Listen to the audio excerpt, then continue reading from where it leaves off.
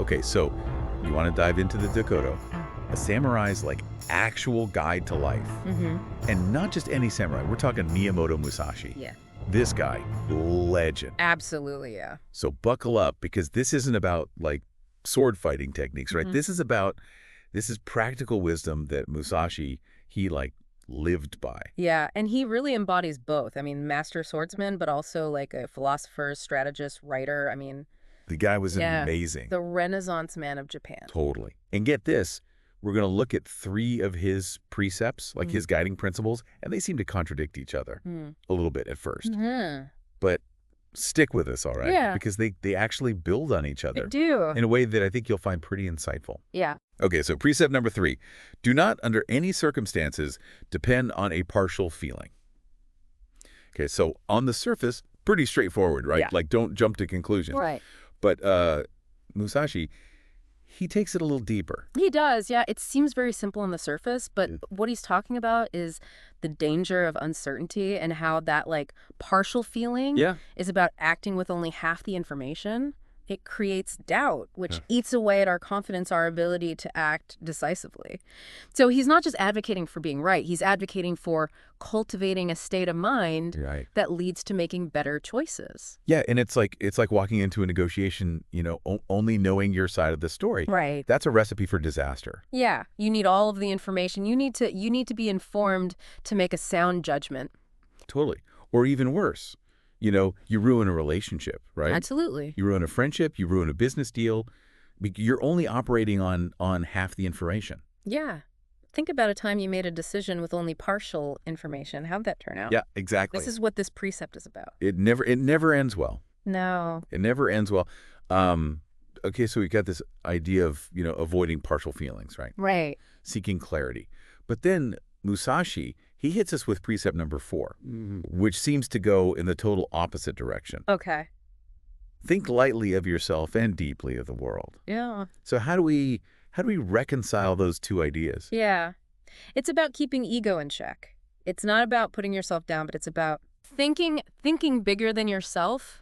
Think about, like, those maps they have that they distort the size based on importance. So your country's enormous. Our problems can feel that way too, right? Yeah. Huge, overwhelming. Totally.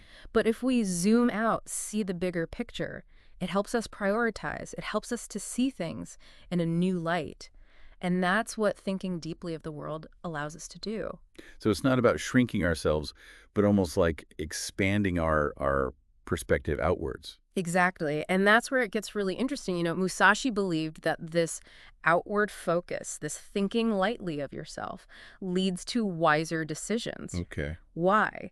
Because you're not blinded by your own immediate needs and desires. Really? You're thinking about the greater good. And that, he says, allows us to make more meaningful contributions to the world. It's not just about feeling good. It's about doing good.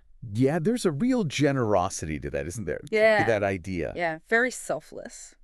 Okay, but then Musashi throws us another curveball with precept number 5.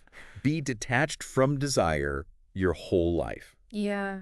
This is where it gets kind of tricky, right? Right.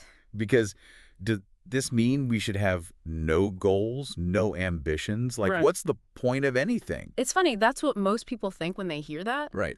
But Musashi's not saying that we should be, like, completely devoid of desire. It's more about changing our relationship to desire. Right. He's saying that clinging to desire, letting them consume us, is what creates suffering. But detachment, on the other hand, frees us to pursue what truly matters without the weight of expectation or the fear of failure. So it's almost like the nature of the desire, not necessarily the desire itself. Exactly. Yeah. That he's talking about. Yeah, it's like the difference between chasing something you think will make you happy versus understanding what already brings you joy and pursuing that. Musashi believed that kind of detachment brings contentment and clarity. It allows you to appreciate the present moment. It's a really powerful idea, and I imagine one that takes a lot of practice to actually put into action. Right. But maybe something for our listeners to chew on.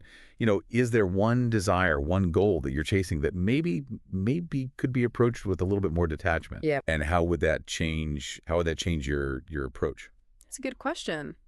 Just something to consider. Wow. I mean, we went from like gathering information to widening our perspective to mastering our own desires. Yeah, no, right. Which is like, it's pretty intense when you think about it. Yeah, and they're not just like three separate ideas. They all kind of build on each other. And that's what I think that's what's so brilliant about Musashi is that he's showing us that by understanding ourselves and the world around us, Yeah. we can act effectively with purpose. He believes so strongly that mastery in one area, like swordsmanship, could translate to mastery in life. Right. And that came from this self-awareness and this strategic thinking. So my question for you is, what could you achieve if you mastered these principles? Oh, that's a great. What would your life look like? Wow. With that kind of clarity and focus? So, something to think about until next time. Yeah, absolutely.